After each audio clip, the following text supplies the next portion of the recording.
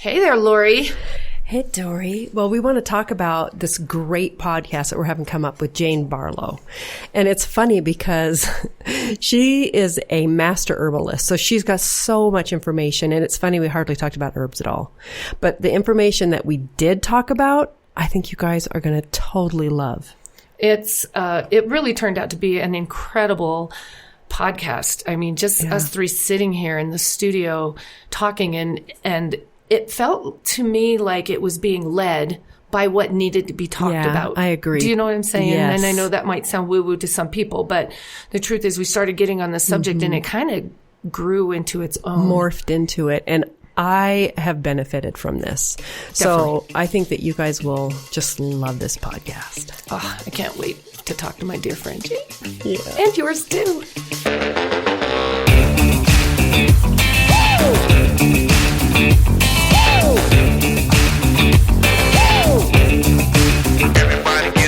You're listening to Fit and Hippie with Dory and Lori. The show is about the show that covers the show that gets into Exactly.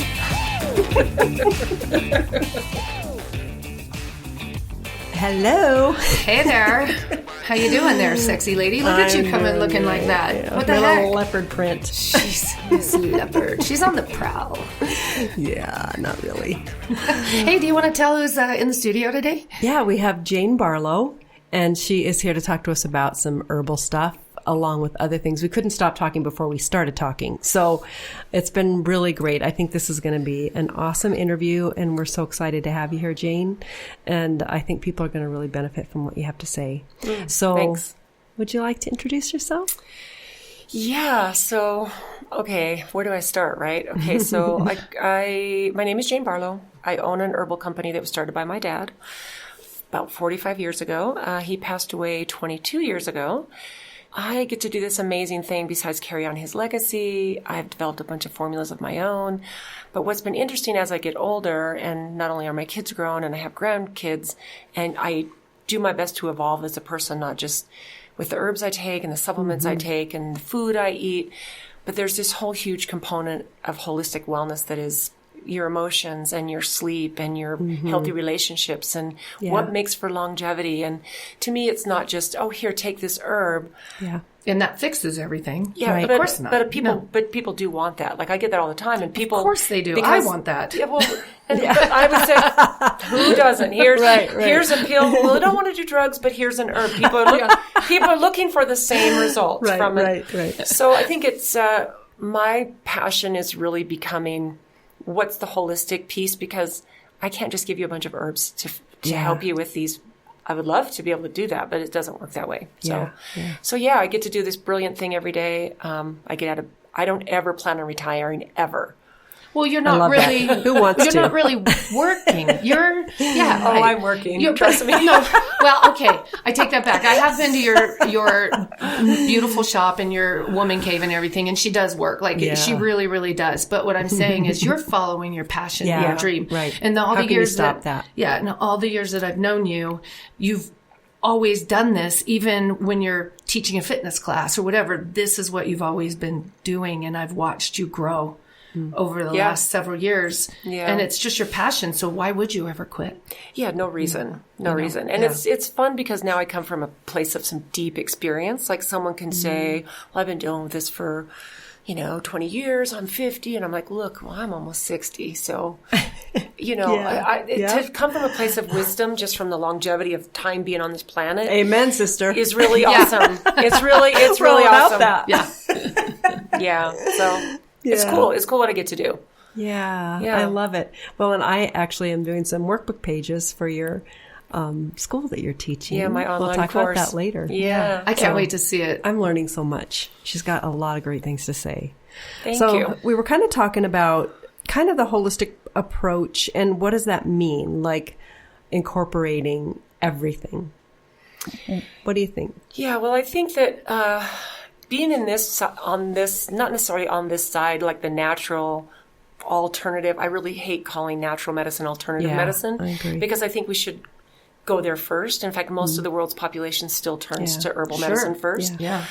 my biggest thing that I try to impart to people is you have to take the best of modern technology, modern medical technology, and the best of herbal medicine and natural healing, and we must marry them without saying, this is right and this one's wrong. And I mean, I know medical people who will not touch an herb.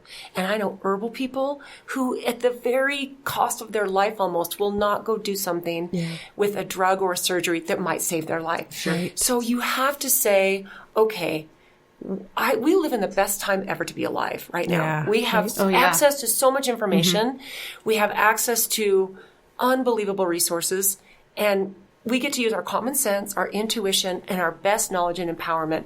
And I think until our medical community and our natural community, until they marry each other, that's when the person who's after the best health is going to thrive. Not just survive, but we need to thrive. Yeah, for so sure. My take on that is it's still polarizing at an extent that surprises me, but I do think people are coming around because they're saying, okay, I have all this knowledge in this area, but something scary might happen to them health-wise, and then they go, oh crap, I need to go check this out. And there is a trend, like, I mean, you could take with what happened with you, or you could get in a car accident. You saved my life with don't give me an herb. Do that first. That's what Wayne Dyer said. Right. Dr. Wayne Dyer, bless his heart, but he said, he's all about, the natural world and eating well and stuff. He goes, but if I have a heart attack, take me to the hospital. Don't give me an herb. Right. Yeah. Right. It's like, let's fix what's going on first. Yeah. And sometimes that is the right approach. I think sometimes when you're in a situation where, should I try herbs? Should I try this? Well, of course, try the natural first. And if you're not getting some results, maybe try to see what the source is. And then it might be a surgery, it might be an antibiotic, it might be something, and it could all be short term so that then the natural stuff can work. Or I hate using the word natural too, because it really is just what we have on this earth we are of this earth, the same as the stuff that we're trying to put in our bodies that will help us and heal us. Yeah. Well, and I think part of the thing I see is as people are searching for more natural ways to take care of themselves, because that's how our ancestors and I mean, you look at every indigenous people that's ever been alive, and they always had a medicine man, medicine woman. Yes. There is deep knowledge that is thankfully being restored and coming back, and a lot of it has been preserved. But the problem is most modern humans don't know. You say, I want to do everything natural, but okay, where do I start? What is that? It's so overwhelming because it's your grandmother doesn't really raise you that way. They might do their grandmother remedies with hot tea with honey and lemon and apple cider vinegar. Or Vicks. Vicks. We talked about that. Yeah. Vicks. Put some Vicks on it. Campho-phenique. Oh, I know. I look at the ingredients now. I'm just like, ooh, let's just smear petroleum all over. Well, we know better now, right? Well, somehow we got into the, like the medical community, of course, started out to help people. We have brilliant people. We still have brilliant people working in the industry to try to cure things like cancer and AIDS and all of these things. But somewhere along the line, I think people put so much trust that they don't ever even consider, because they've always just been brought up as like, you get a cold, you go to the doctor, you got a cough, you go to the doctor, instead of like, well, you got a cough. Well, like my grandma would put Vicks on my chest, but you know what I mean? Just try this. And also, would you agree that, I just thought of this, we want quick fix.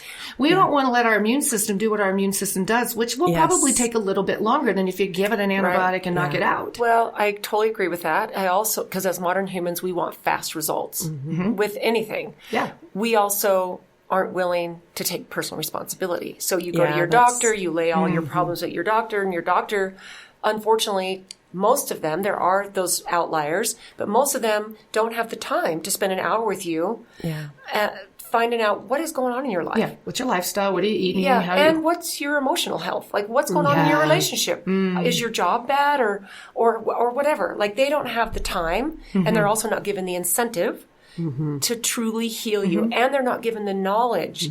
They have a knowledge that's, in my opinion, led by the pharmaceutical industry. Yeah, in general, for sure. In what I do, it's been surprising to me the last probably 10 years how many medical doctors have actually found me. Because cool. It is cool. And that's the great. coolest thing is like, these to me are the medical doctors who are like, I'm a healer. Like I want to be a healer.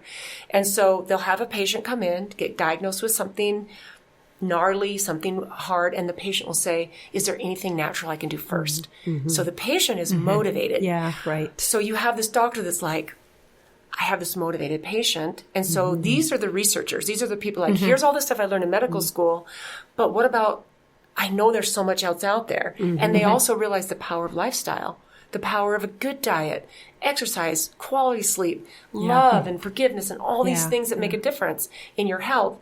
And so I have this small group of medical doctors who are my customers that are like, they integrate, they're integrative, even though that's not there. And they're on the lowdown kind of. Yeah. But I love that. They're more about functional.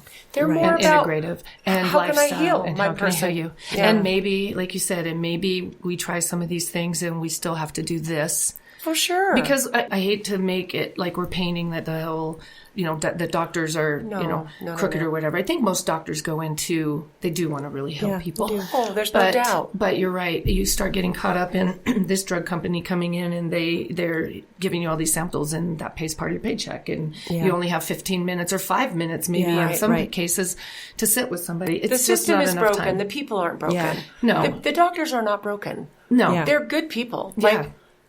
And they really want to help. They do. And if they had more information like this that they could, or like you said, if they had patients that came in and they were open to wanting, Yeah. It's an interesting time we live in. This is a really, in my opinion, where the personal responsibility piece needs to kick in for people. Yeah. People need to say, I'm responsible. Is it going to be hard? Is change hard? Am I going to want to go into my old comfortable eating habits, lifestyle habits? Yes, because as humans, our first job is to survive, and what helps us survive is our comfort zones. Yeah. Oh, yeah. This is comfortable. So we have to get uncomfortable to get to where the things that were uncomfortable become our habit, right? And then it's like, we get to be responsible. Yeah. Well, in whole health, we were kind of talking about how whole health, integrative health is about not just your physical body. It's about your emotions, which is what you're talking about our spirituality, about all those things together. And I think that that's really kind of important to talk about, because we can let things sit and fester over our life, and it can come out in terrible ways if we don't deal with that. And that's getting out of your comfort zone. That's taking personal responsibility and saying, there's something in my life that we need to go to the hurting and the hard parts sometimes to get ourselves back to peace.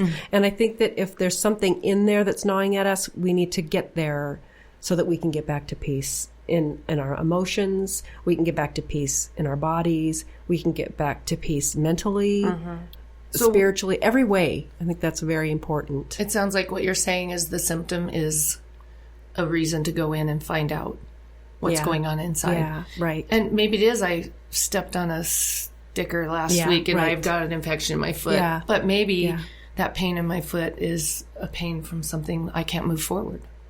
Yeah, yeah. Well, I mean, maybe. I mean, I think infections are in a different different category.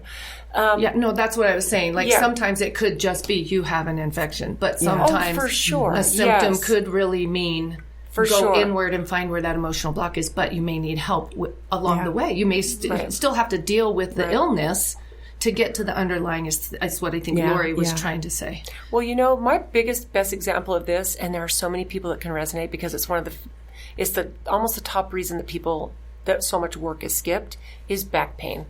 Oh, yeah. Chronic back pain. And most chronic back pain, and we're talking about the huge majority of people, it is an emotional, what's called TMS, the mind-body syndrome. And basically, think about this.